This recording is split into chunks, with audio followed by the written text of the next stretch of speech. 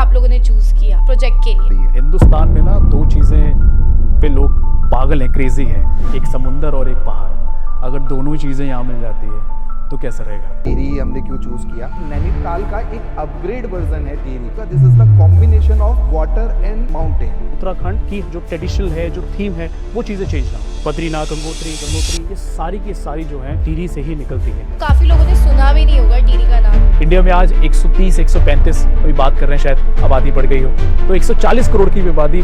तो लोगों को जगह चाहिए, खूबसूरत जगह चाहिए जहाँ पे लोग पॉकेट फ्रेंडली, एक वेकेशंस, लोगों को ना शांत जगह बहुत ज़्यादा डिमांडिंग है। जो टिहरी आना प्रोजेक्ट है उसका क्या विजन है कि नए लोग आए, क्यों इन्वेस्ट करें, या अगर किसी को घर भी लेना है तो वो सेकंड हैंड ही क्यों ले? मैं एक रियल एस्टेट में एक चीज़ समझता हूँ, जो थंब रूल है, अगर एक प्रोजेक्ट की डेवलपमेंट और एक एरिया की डेवलपमेंट साथ साथ में चल रही हो तो प्राइस का एप्रिसिएशन बहुत अच्छा होता है।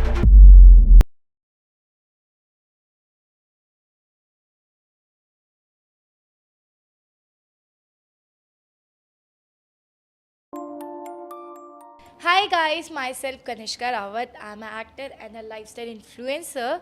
तो आज हम बात करने वाले हैं प्रोजेक्ट टिहरी आना की, जो कि है उत्तराखंड को लेके।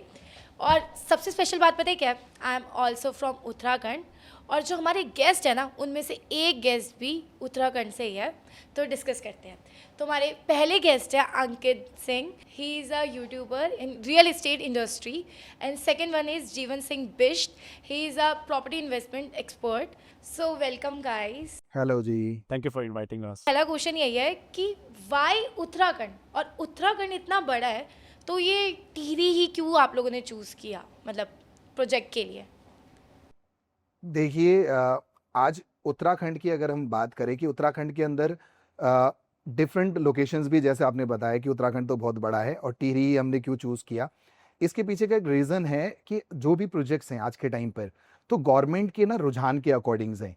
जैसे कि अगर देखा जाए कि आपने नैनीताल का नाम तो सुना ही, आप उत्तराखंड से ही हो, तो नैनीताल बहुत ज़्यादा कंजेस्टेड हो चुका है।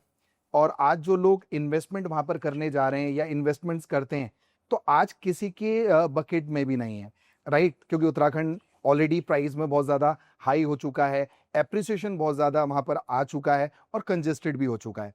तो आने वाले टाइम के अंदर टिहरी जो पॉपुलर हो रहा था, नेक्स्ट नैनीताल 2.0, तो आप बोलोगे कि नैनीताल का एक अपग्रेड वर्जन है टिहरी। गौर करिएगा, आपको भी पता होगा, this is the combination of water and mountain. तो आप बताइए कि नैनीताल में आपको वाटर भी मिलता है एंड माउंटेन भी मिलते हैं, तो उत्तराखंड के अंदर सेकंड जो लार्जेस्ट डेस्टिनेशन होने को जा रही है, तो वो टिहरी है, जहां पर पानी और आपके पहाड़ दोनों साथ में है। बहुत अच्छी बात बोली कि एक तो आर्टिफिशियल लेक है, ऊपर से पहाड़ मिलते हैं, और सबसे इम्पोर्टेंट है उत्तराखंड जो है ना, एक देवभूमि है। वहाँ पे आपका, अगर मैं बात करूँ, केदारनाथ, बद्रीनाथ, गंगोत्री, यमुनोत्री, ये सारी की सारी जो हैं वहीं टिहरी से ही निकलती है। तो एक बहुत बड़ा प्लस पॉइंट है। इसके अलावा गवर्नमेंट ना 1300 करोड़ की इन्वेस्टमेंट कर रही है वहाँ पे, जहाँ पे बहुत ज़्यादा स्कोप इंफ्रास्ट्रक्चर में भी आएगा, टूरिज्म को लेके बहुत अच्छा स्कोप वहाँ पे निकल के आएगा। तो ये एक वन ऑफ द रीज़न है कि टिहरी अभी एकदम से जो मार्केट के अंदर डिमांडिंग पैन इंडिया बना, वो एक ये रीज़न बनता है। हाँ, मुझे भी लगता है कि जैसे अब यहाँ अगर प्रोजेक्ट आएगा तो काफ़ी लोगों ने सुना भी नहीं होगा टिहरी का नाम। मतलब मुझे तो पता है, लेकिन काफ़ी सारे मेरे फ्रेंड्स हैं उनको पता भी नहीं है कि टिहरी कहाँ है। वो अभी भी पूछते हैं कौन सी जगह है। तो मुझे लगता है टिहरी एक काफ़ी हाई लेप में चला जाएगा अगर आएगा, तो वहाँ पे अगर आप इन्वेंट करोगे नई चीज़ें तो। नहीं, आपको एक चीज ये भी समझनी पड़ेगी कि जैसे कि आज टिहरी के अंदर आप देखते हैं, तो नैनीताल के अंदर आज लिमिटेड ऑप्शंस बचे हुए हैं। आज आप नैनीताल में जाके क्या करेंगे? बोटिंग करते हैं, इसके अलावा आप माल रोड्स वगैरह घूमते हैं, या आसपास आपको अकोमोडेशंस मिलता है, थोड़ा आप वहाँ पर घूमते हैं, मंदिर वगैरह मिलते हैं। अब आप टिहरी के अंदर आप देखेंगे तो टिहरी आज के टाइम पे अगर आप देखें तो ये 42 किलोमीटर्स लंबी लेक है, और वहीं अगर नैनीताल की बात करें तो 1.4 किलोमीटर है। जो इतना पोटेंशियल नैनीताल ने दिया है, तो टिहरी भी आप सोच सकते हैं कि कितना ज़्यादा ये पोटेंशियल देने को जा रही है। तो यहाँ पर जो हैपनिंग्स हैं और लाइक यहाँ की जो एक्टिविटीज़ हैं, वो ऑलमोस्ट आपके नैनीताल से ज़्यादा हैं। और ऐसा नहीं है, आज करंटली सारी एक्टिविटीज़ चलती भी हैं।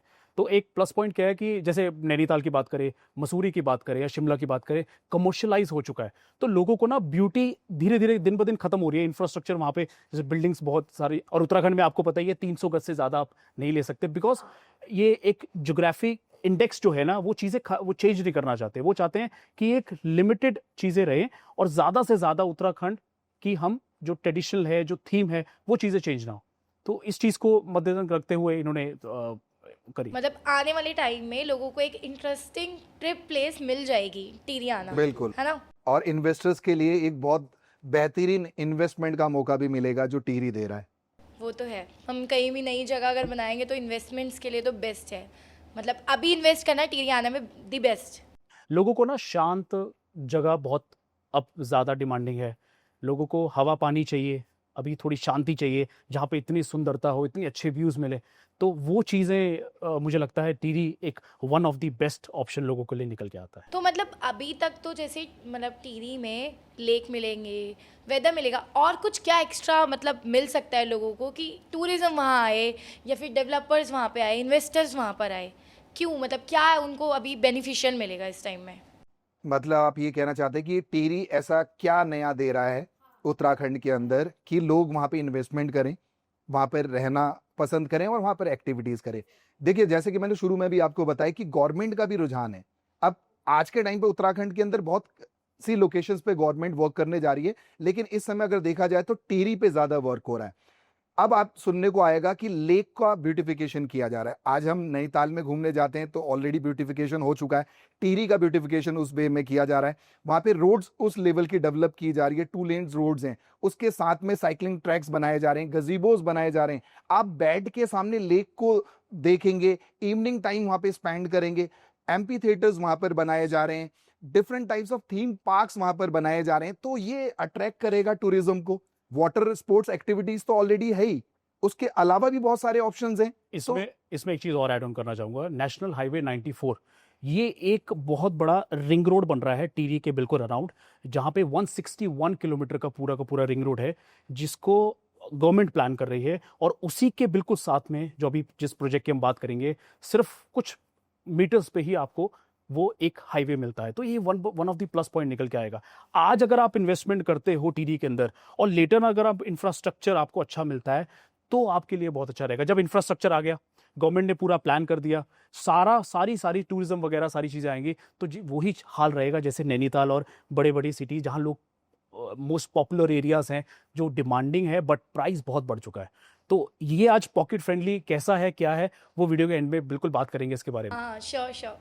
तो मेरा जो सेकंड क्वेश्चन है वो ये है कि ये सिटी से कितने दूर रहने वाला है, मतलब जो टिहरी है कितने दूर, मतलब जो ऋषिकेश से आएंगे, दिल्ली से आएंगे, हरिद्वार से आएंगे, उन लोगों को कितना टाइम लगने वाला है और कितना उनके लिए प्रॉब्लम करने वाला है ये रास्ता? देखो, देहरादून से बात करूँ तो 2 घंटे, ऋषिकेश से समवेयर अराउंड 1.5 आवर्स आते हैं, दिल्ली से अगर बात करूँ तो 5.5 घंटे के आसपास निकल जाता है। अब तो मेरठ हाईवे बन चुका है और कनेक्टिविटी बहुत स्ट्रांग हो चुकी है। ऋषिकेश तक तो है, वहाँ से आपको 1.5 से 2 घंटे के आसपास लगते हैं। मतलब दिल्ली वालों के लिए 5 घंटे में एक ऐसी जगह जाना बहुत कन्वीनियंट होने वाला है। आजकल तो शिमला मुझे लगता है 7 घंटे 6 घंटे लगते हैं, तो 5 घंटे मसूरी लगता है, तो उतना ही टाइम आपको यहाँ पे भी लगेगा। और दिल्ली वालों के लिए तो मैं तो ये कहना चाहूंगा कि आज फ्राइडे की छुट्टी हो जाए तो फ्राइडे इवनिंग में दिल्ली वाले निकल जाते हैं, राइट। सैटरडे संडे एंजॉय करने के बाद मंडे काम पे होते हैं। तो टिहरी इतना फ्रिक्वेंटली लोग विजिट कर रहे हैं और उत्तराखंड विजिट करते हैं कि 2 या 3 दिन वो आराम से आज उत्तराखंड में बिता रहे हैं। तो टाइम डिस्टेंस तो मैटर ही नहीं करता, सबसे नियरेस्ट ही यही है। मैं एक छोटी सी बात कहूंगा कि गवर्नमेंट आज इतना 1300 करोड़, आप समझ रहे हैं, अगर इन्वेस्टमेंट कर रही है तो कुछ ना कुछ बात तो होगी। कुछ ना कुछ, वो मुझे तो पता है वो कुछ ना कुछ बात है, लेकिन अब आगे वाले लोगों को भी पता चलने वाला है कि कुछ बड़ा ही होने वाला है, गेम चेंजर। अभी हाल ही मैंने एक वीडियो डाली थी टिहरी की, तो मैं पर्सनली वहाँ गया था and I would say it's one of the most beautiful area. View जो निकल के आता है इंडिया के अंदर, तो बहुत खूबसूरत है, आपको जाना चाहिए, देखना चाहिए। और आज के टाइम पे एक चीज और समझना पड़ेगा कि पर्सन वहाँ एक्टिविटीज के लिए आ रहे हैं, ठीक है, लोग पैसा स्पेंड करने के लिए आ रहे हैं। आज उनके पास ऑप्शंस होने चाहिए। आज लोग उस जगह पे जाना पसंद करते हैं जहां पर उनको नेचर भी मिले, वहां पर उनको एमिनिटीज भी मिले, राइट, वहां अच्छा खाना भी मिले, राइट, और एक शांत वातावरण भी मिले जो फैमिली के लिए साथ भी स्पेंड करें या दोस्तों के साथ भी जाना चाहें। तो टिहरी हर चीज दे रहा है आपको। टिहरी जिस वे में डेवलपमेंट लेके आ रहा है, हर तरीके के लोगों को कैटर कर रहा है। तो ये सबसे बेस्ट थिंग है कि एक इन्वेस्टर क्या चाहता है। एक इन्वेस्टर चाहता है मैं एक ऐसी लोकेशन में पैसा लगाऊं जहां पर मैं फैमिली के साथ टाइम भी स्पेंड कर लूं, मुझे अर्निंग भी हो जाए, रेंटल इनकम भी आ जाए, राइट, और मेरी प्रॉपर्टी एप्रिशिएट भी हो जाए और वहां पे डेवलपमेंट एंड ग्रोथ भी बहुत ज्यादा हो जाए। तो जब सारे एक्सपेक्ट आपके कंप्लीट हो जाते हैं तो उससे बेस्ट ऑप्शन कहाँ मिल पाता है? बहुत अच्छी बात बोली इन्होंने, क्योंकि आज दिल्ली एनसीआर से हम कंपेयर करते हैं, सैचुरेशन आ चुका है। क्यों आ चुका है? क्योंकि डिमांड तो है आज भी और सप्लाई लिमिटेड है, क्योंकि वहाँ पे इंफ्रास्ट्रक्चर पूरा डेवलप हो चुका है। आईटी और इंडस्ट्रीज या बहुत सारी चीज़ें हैं जो वहाँ आ चुकी है। तो रियल एस्टेट में ये चीज़ें बहुत इंपॉर्टेंट है। अगर आप इनिशियल लेवल पे एंटर करते हो, अगर ये शहर आ रहा है जिसकी हम वीडियो बना रहे हैं, बात कर रहे हैं, अवेयरनेस फैला रहे हैं इस एरिया के बारे में, तो यही सेम चीज़ 15 साल 20 साल पहले अदर हिल स्टेशंस पे थी, जहाँ पे लोग जाते थे। वहाँ पे धीरे धीरे बिजनेस एक्सपैंड होना शुरू हुआ, बहुत सारी चीज़ें आ गई। और यही रीज़न है कि आज गवर्नमेंट इतना पैसा अगर लगा रही है तो कुछ ना कुछ तो चीज़ उसके अंदर होगी, तभी आप पैसा यहाँ पे इन्वेस्ट हो रहा है। वो तो है ही, बट जैसे हम लोग कहीं भी कुछ डेवलपमेंट करते हैं, बिजनेस गेन करते हैं, लेकिन जो उत्तराखंड है ना, वहाँ पर सारा नेचुरल सोर्सेज है। तो आपको लगता है कि अगर वहाँ पे इतनी सारी चीज़ें डेवलप होगी तो वहाँ के इन्वायरमेंट को हार्म मिलेगा या कुछ ऐसी प्रॉब्लम, कुछ बैकअप आप लोगों ने सोचा है कि अगर हम एक पेड़ को काट रहे हैं तो उसके बजाय हम आगे ऐसा क्या करें कि वहाँ का इन्वायरमेंट भी ख़राब ना हो? देखिए, यहाँ पे एक चीज ये भी है कि हम कभी भी ना नेचर को हार्म नहीं कर रहे हैं, क्योंकि टिहरी जिस वे में डेवलपमेंट हो रही है उसी के अकॉर्डिंग प्लांटेशंस भी हो रही हैं। वहां पर मेनली जो प्रोजेक्ट्स आएंगे तो प्लांटेशंस भी उसी वे में होंगे और कोई हार्म भी नहीं होगा। दूसरी चीज, वहां के डेवलपमेंट होने से वहां पे इको फ्रेंडली, ये एक तरीके से देखा जाए तो ये इको फ्रेंडली टूरिज्म को हम प्रमोट कर रहे हैं। तो दैट मीन्स कि वहां के लोकल पर्संस को एम्प्लॉयमेंट भी वहां पर मिल रहा है, जो आज शहरों में जा रहे हैं या शहरों में रह रहे हैं, वहां पर जॉब कर रहे हैं, वो एम्प्लॉयमेंट वहीं उनको मिल रहा है। दूसरी चीज, वो अपने घर में रह के उस वर्क को करने जा रहे हैं और हम भी इको फ्रेंडली वे में जो डिजाइन कर रहे हैं, जो प्रोजेक्ट्स लेके आ रहे हैं, वहां पर नेचर को भी ध्यान में रखते हुए सारी चीजें कर बहुत रहे हैं। अच्छी बात बोली। जैसे ना 200 ट्रीज लगा रहे हैं जिस अभी प्रोजेक्ट की हम बात करेंगे, और जॉब अपॉर्चुनिटीज क्रिएट करने का मतलब आप समझो, क्योंकि यहाँ टूरिज्म बहुत बढ़ेगा, आज भी है। अगर आप मैं बात करूँ इसकी, जो वाटर स्पोर्ट्स यहाँ पे चल रही हैं, तो एम्प्लॉयमेंट आज भी है। बट जिस लेवल पे गवर्नमेंट लेके आ रही है ना, तो यहाँ पे बहुत अच्छा एम्प्लॉयमेंट देखने को मिलेगा। बट एज एन इन्वेस्टर आज एंटर करेंगे तो आपके लिए 100% बेनिफिट रहेगा ही रहेगा। मतलब मेनली जितने सारे क्वेश्चंस थे, क्वारीज थी जो मेरी खुद की थी, वो तो हो गई है पूरी। तो अब आते हैं असली मुद्दे में जिसका इतनी चर्चा चल रही है। जो टिहरी प्रोजेक्ट है उसका क्या विजन है, मतलब आप लोगों को लेके, कि नए लोग आए आपसे क्यों इन्वेस्ट करे, या अगर किसी को घर भी लेना है तो वो सेकेंड होम वहीं क्यों ले, क्या उनको बेनिफिट मिलेगा वहाँ पे? देखो, टिरियाना के अंदर ना एक कॉन्सेप्ट है, सबसे इंपॉर्टेंट है कि ये एक लग्जरी सेगमेंट में बना रहे हैं। लग्जरी इन द सेंस कि वहाँ के लिए व्हाट इज़ लग्जरी, एक गेटेड हो, क्लब हाउस हो, पूल हो, पार्क हो, उस तरीके के कॉन्सेप्ट बना रहे हैं और स्टेप वाइज बना रहे हैं। जैसे स्टेप वाइज प्लॉट, उसके नीचे एक प्लॉट, उसके नीचे एक प्लॉट, वैसा बना रहे हैं कि कोई भी, जितनी खूबसूरती उस लेक और पहाड़ की है, किसी भी प्लॉट से छुपनी नहीं चाहिए। और एक और चीज़ है, जैसे पुराने, अगर मैं टाइम की बात करूं, काफ़ी साल पहले की, तो वहाँ पे लैंड डेवलपमेंट जो होती थी, वहाँ पे कोई गेटेड नहीं होता था, इंडिपेंडेंट होते थे। तो ये चीज़ बहुत इंपॉर्टेंट है। हर एज ब्रैकेट का कस्टमर जो है वो यहाँ क्यों लेगा, क्योंकि अगर मैं सीनियर सिटीजन की बात करूँ तो उनके लिए सिक्योरिटी पर्पज से हम हर तरीके की 3 टियर सिक्योरिटी कर रहे हैं। सीसीटीवी कैमरास लगेंगे, क्लब हाउस में लगेंगे, वो चीज़ें बहुत इंपॉर्टेंट है। और इसके अलावा एक शिव मूर्ति बना रहे हैं हम यहाँ पे, तकरीबन 60 to 80 फुट की शिव मूर्ति है, जो एक लैंडमार्क होगी इस प्रॉपर्टी की। अब नीचे जो वाटर स्पोर्ट्स हो रहे हैं, जब वो ऊपर उस प्रोजेक्ट को देखेंगे तो सीधे ही दिमाग में क्या आएगा, this is Tiriyana. So this kind of a landmark we are creating here. बहुत बढ़िया बताया अंकित भाई ने। तो यहाँ पर एक इन्वेस्टमेंट पॉइंट ऑफ व्यू से मैं देखूं तो आज एक इन्वेस्टर किसी भी प्रोजेक्ट में पैसा लगाने जा रहा है तो सबसे पहले क्या देखता है कि फ्यूचर में मेरी एप्रिसिएशन क्या होगी। अब एप्रिसिएशन तो तब होगी कि जो पर्सन वहां पर परचेज कर रहा है उसको एमिनिटीज क्या मिल रही है। जैसे कि अंकित भाई ने डिस्क्राइब किया कि कितनी एमिनिटीज उस प्रोजेक्ट के अंदर मिल रही हैं। हमने हर चीज का ध्यान रखा है ना। आप शहर की लाइफ से उत्तराखंड में आ रहे हो, एक नेचर के पास में, ठीक है, नेचर को एंजॉय करने के लिए, तो हमने भी आपका ख्याल रखा है। हमने आपके लिए हर वो एमिनिटीज, हर वो फैसिलिटी जो आप एक शहरों में चाह रहे हो, वो हमने यहाँ पर दे दी है। तो दैट मीन्स कि आप पहाड़ों की खूबसूरती के बीच उस लाइफ को और ज्यादा आसान करने के लिए हमने किया है। अब ऐसा तो नहीं है ना कि आपका मन तो कर रहा है यार कैफे में खाना खाने का, रेस्टोरेंट, बिल्कुल रेस्टोरेंट है वहां पर, कैफे है, आराम से बैठ के आप खा रहे हैं, लेकिन आप नेचर को भी इंजॉय कर रहे हैं, राइट?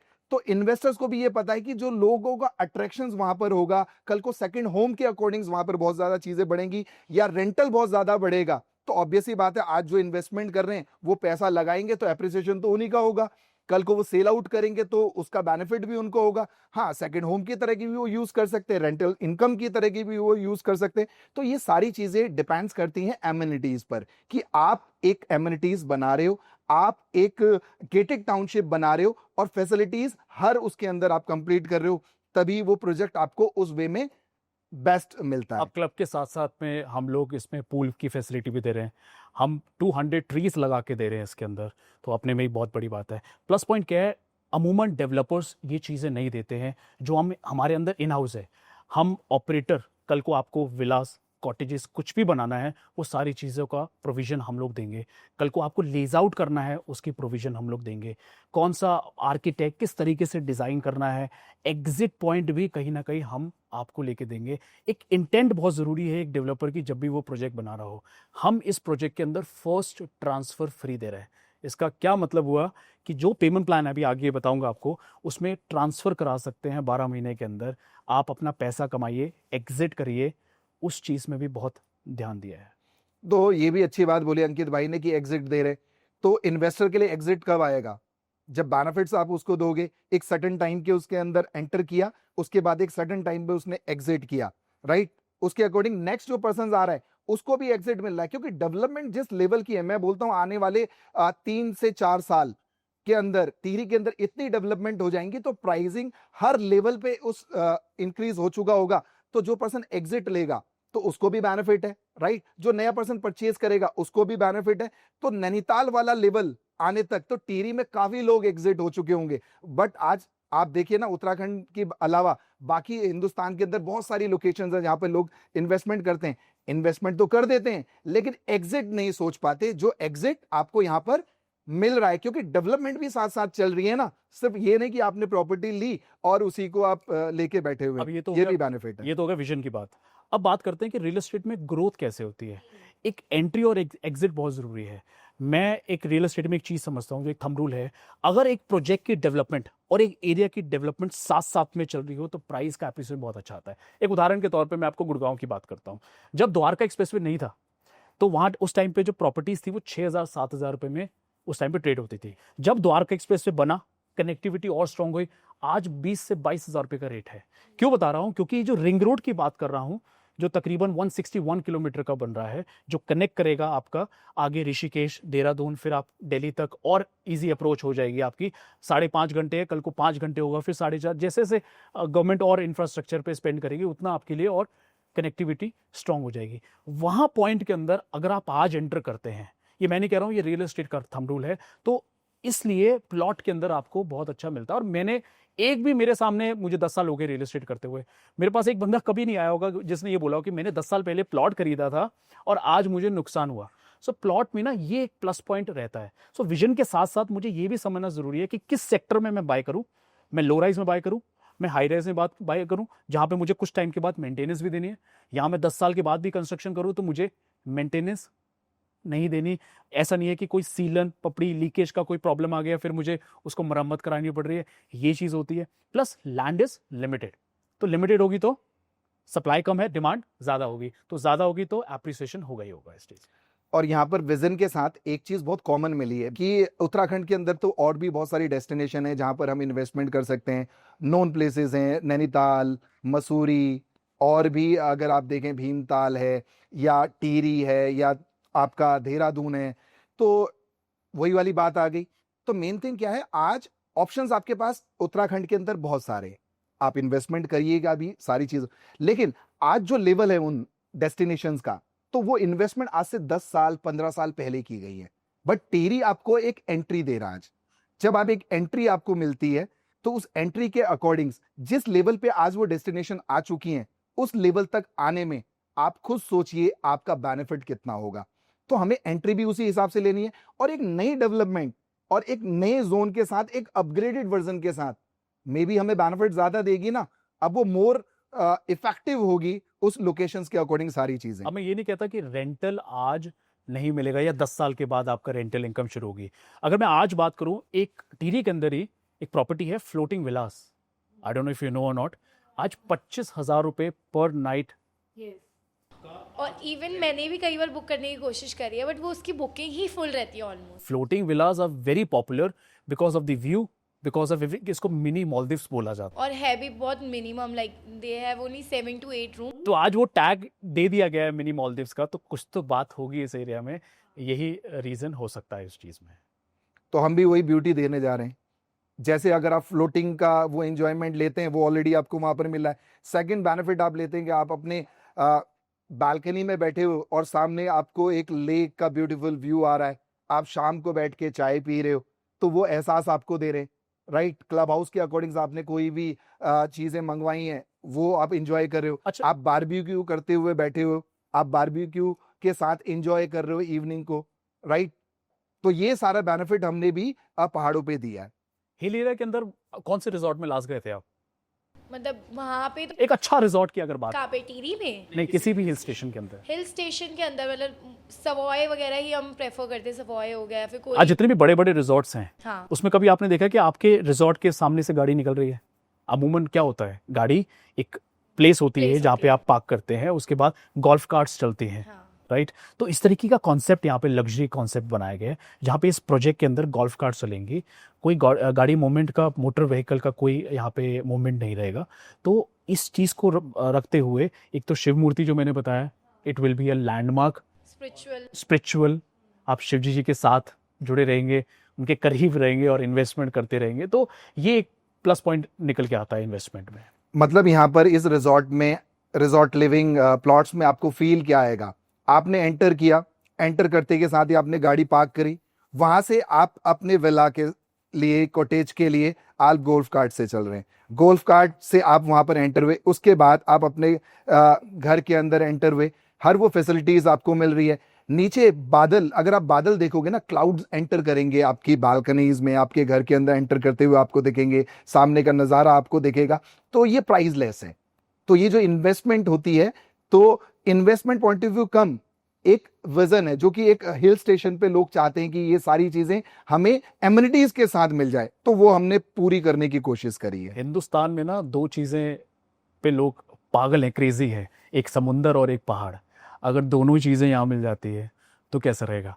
तो it will be a future of mountain hill station का, बहुत अच्छा फ्यूचर जो मेरा 10 साल का तजुर्बा कहता है रियल एस्टेट का। तो ये चीज़ें एक निकल के आएंगी। और प्लस जिस तरीके से जब अभी लास्ट में शूट करने गया था, तो वहाँ पे जब फ्लोटिंग विलास का मैंने रेट पूछा तो मुझे यकीन नहीं हुआ। और बुकिंग्स रहती है, जैसे आपने बताया, महीनों महीनों के बुकिंग्स रहते हैं। और इवन उसके आसपास भी कुछ है नहीं वहाँ पे कि आप कहीं और स्टे करो, चलो यहाँ नहीं मिला है तो कहीं और स्टे कर लो। बट अगर आपका ये प्रोजेक्ट आएगा तो मुझे लगता है लोगों के लिए बहुत बेनिफिशियल होगा कि नहीं, अगर फ्लोटिंग विलास नहीं है तो we can stay in nature. Boatings वगैरह, पैरे जो ग्लाइडिंग होती है, वो चीज़ें लोग करते हैं आज भी वहाँ तो पे। करते हैं, वो वाटर राइड्स बहुत है। सो डोबरा चांटी एक ब्रिज है, जब मैं वॉक कर रहा था वहाँ पे, तो वहाँ से जो खूबसूरती है ना, जब आप ऊपर की तरफ देखते हैं जहाँ पे एग्जैक्टली साइट है, तो बहुत खूबसूरत लगता है। मतलब इसका ना आगे आने वाले समय में 5-7 साल के बाद कोई इट्स प्राइसलेस, वो मिलेगा नहीं उस टाइम पे। और यही होता है इंडिया में आज 130-135, अभी बात कर रहे हैं, शायद आबादी बढ़ गई हो, तो 140 करोड़ की भी आबादी। तो लोगों को जगह चाहिए, खूबसूरती जगह चाहिए जहाँ पे लोग पॉकेट फ्रेंडली एक वेकेशंस करें, तो वो एक चीज़ें आ जाती हैं। प्लस आज जैसे मैंने सैचुरेशन बताया आपको दिल्ली एनसीआर, तो लोग ना 2 टियर 3 टियर सिटीज़ की तरफ ज़्यादा मूव कर रहे हैं। ये रीज़न है, एक तो ये है कि लोग एक पॉकेट फ्रेंडली है कि यार 30-35-40 लाख में मेरे को एक इन्वेस्टमेंट मिल जाती है। आज लोगों को पड़ा तो है, करोड़ रुपए नहीं स्पेंड करना चाह रहे, नहीं लेना चाह रहे लोन, अपनी सेल्फ फंडिंग अमाउंट की ग्रोथ चाहते हैं, क्योंकि पैसा बैंक में पड़े हुए इन्फ्लेशन ज़्यादा ग्रोथ हो रही है उस चीज़ की। तो ये एक प्लस पॉइंट आ जाता है। दूसरा क्या है कि रियल एस्टेट के अंदर मैंने देखा है, जब आप ऐसे एरियाज में लगाते हो तो 2x 3x 4x एप्रिसिएशन आपकी होती है। रियल एस्टेट में कभी भी आपको नुकसान नहीं होगा, स्पेशली उस सेगमेंट में जहां पे आप प्लॉट्स ले रहे हैं। अब एक चीज अंकित भाई ने बताई डोबरा चांटी पुल के बारे में, ब्रिज के बारे में, वो इवनिंग में ना लाइट चेंज करता है, डिफरेंट लाइट्स वगैरह होती हैं। क्या आपको पता है ऐसे 12 ब्रिज बनने जा रहे हैं वहां पर, जो गवर्नमेंट प्लान कर रही है। तो सोचिए उतने बड़े लेक के ऊपर जब ये 12 ब्रिजेस होंगे तो क्या ब्यूटी होगी, क्या लुक होगा, किस वे में वो टिहरी दिखेगा। तो बहुत सारी ऐसी चीजें जो आपको जानना चाहिए कि हाँ टिहरी इस वे में कैसे रिप्रेजेंट हो रहा है, तो टिहरियाना अपने आप में उस वे में डेवलप होगा। वैसे अभी तक जितना भी मैंने प्रोजेक्ट का सुना, मुझे लगता है आगे भी जो इन्वेस्टर्स होंगे, जो लोग होंगे, वो सुनेंगे, उनको काफ़ी एक्साइटिंग लगेगा और वो लोग भी इन्वेस्ट करने का सोचेंगे। लेकिन अब तक हमने काफ़ी कम्युनिकेटिंग वाली बातें कर ली है, लेकिन अब जो मेन चीज़ ये है कि जो वहाँ का, मैंने खुद भी सुना है कि जो उत्तराखंड के लोग हैं वो बाहर के लोग नहीं ले सकते वहाँ की ज़मीनें। मतलब ये सब कैसे हैंडल आउट होगा, क्या वहाँ का रूल है या रूल रेगुलेशन चेंज हुए हैं, कैसे लोग इन्वेस्ट करेंगे यहाँ पे, क्या प्रोसेस रहेगा? मैं बता देता हूँ आपको। देखिए उत्तराखंड के अंदर शुरू से कुछ लिमिटेशंस रखी गई हैं, राइट, प्लॉट्स लेने के लिए, लैंड लेने के लिए, सारी चीजों को लेने के लिए। तो हमने क्या किया, जो प्रोजेक्ट है उसको एक लिमिटेशंस के ना दायरे में रखा है, ताकि आप जो परचेसिंग करें, आज उत्तराखंड के अंदर कोई भी आउटसाइडर 300 स्क्वायर यार्ड परचेज कर सकता है। तो हमने जो प्रोजेक्ट्स के अंदर जो साइजेस रखे हैं वो उसी लिमिटेशंस में रखे हैं, मतलब 125 गज से लेकर 170 गज के अप्रॉक्स में साइजेस हैं, ताकि उनके दायरे में वो आ जाते हैं। दूसरी चीज, अब हम बात करते हैं कि यहाँ पर कौन इन्वेस्टमेंट कर सकता है। ऑब्वियसली उत्तराखंड के बहुत सारे लोग भी यहाँ पे इन्वेस्टमेंट करेंगे।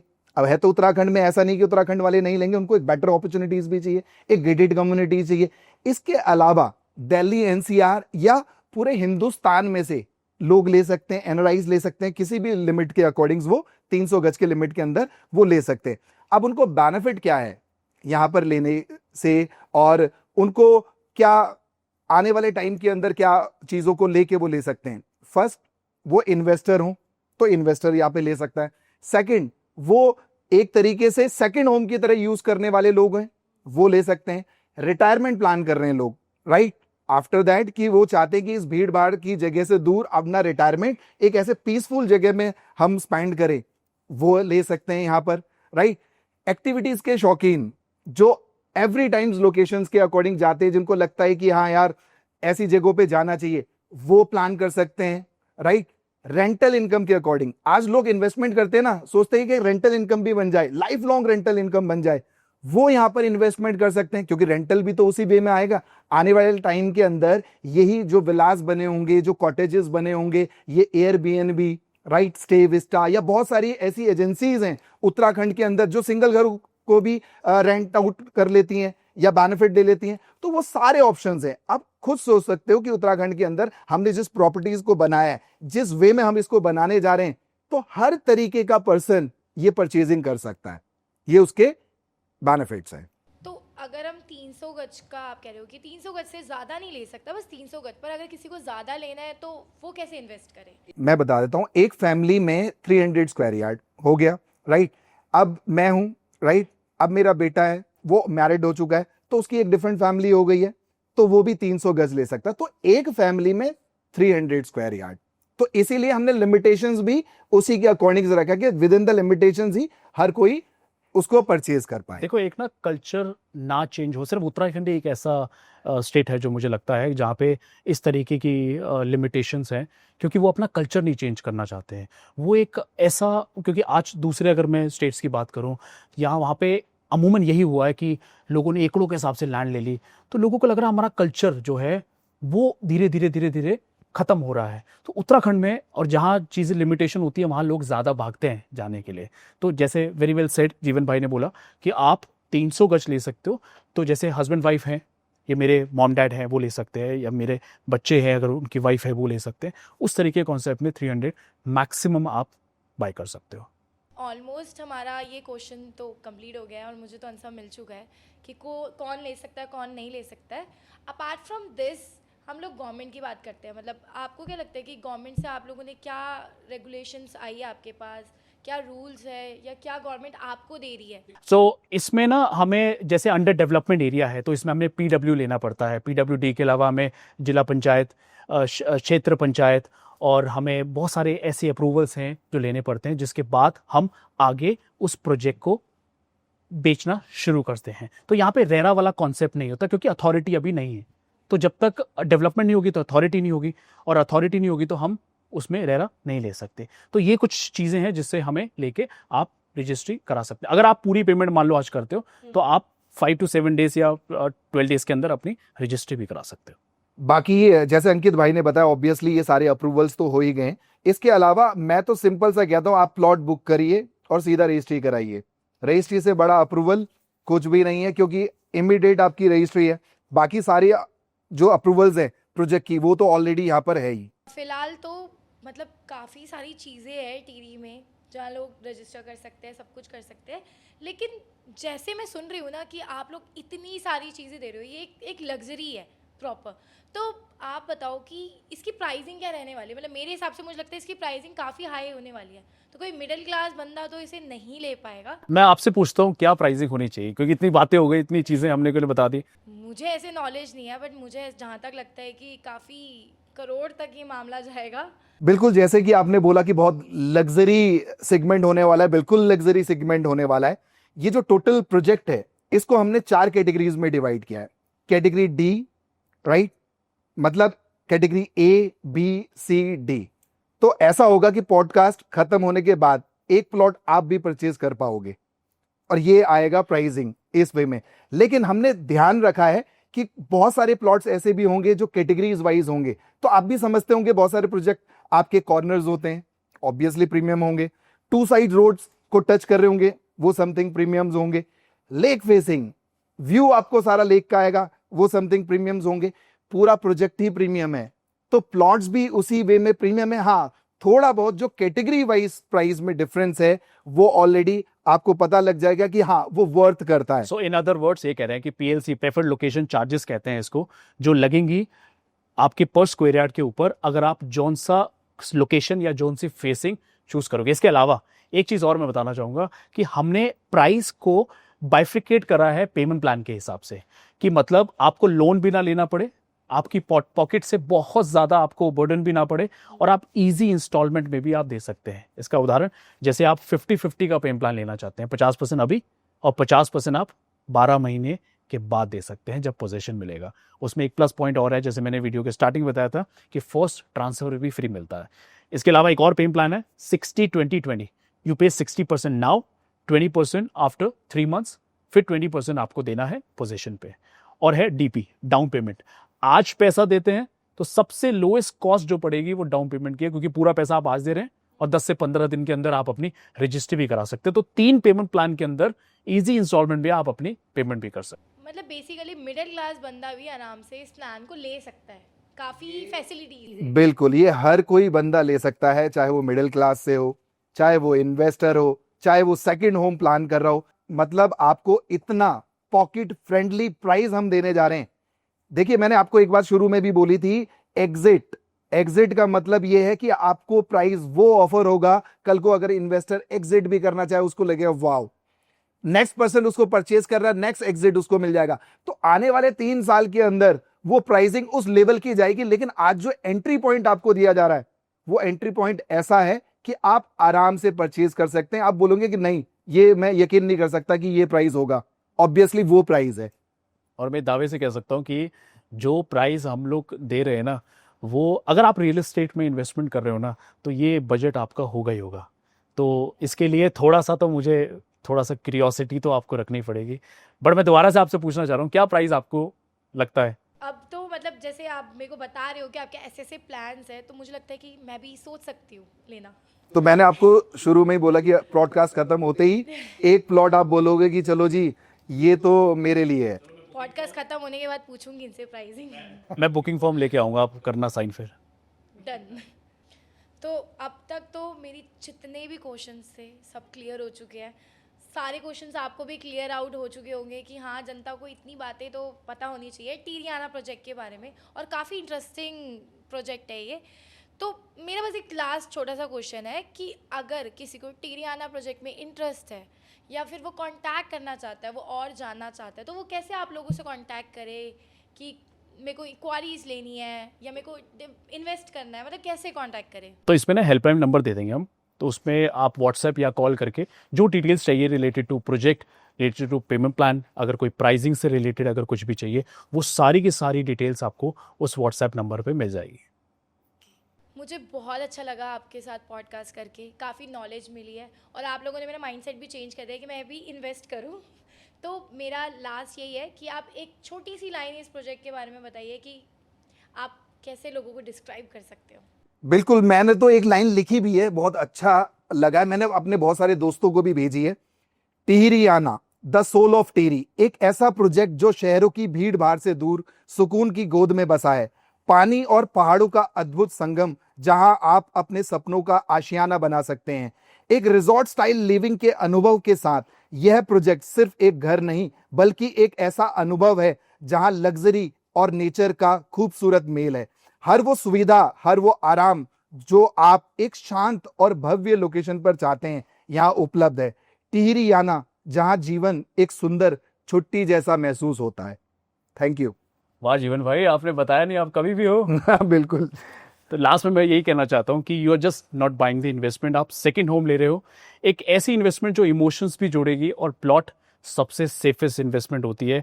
प्लॉट लेंगे 10 साल के बाद नहीं, 5 साल में भी आपको अच्छा अप्रिसिएशन मिलेगा, क्योंकि इस पॉकेट फ्रेंडली टिकट साइज के अंदर जब आप कॉल करेंगे, जब हम आपको डिटेल्स बताएंगे इस प्लॉट्स की, तो विश्वास मानिए ऐसी लोकेशन पे वैल्यू फॉर मनी आपको प्लॉट्स इन्वेस्टमेंट मिलेगी। Thank you so much for the podcast.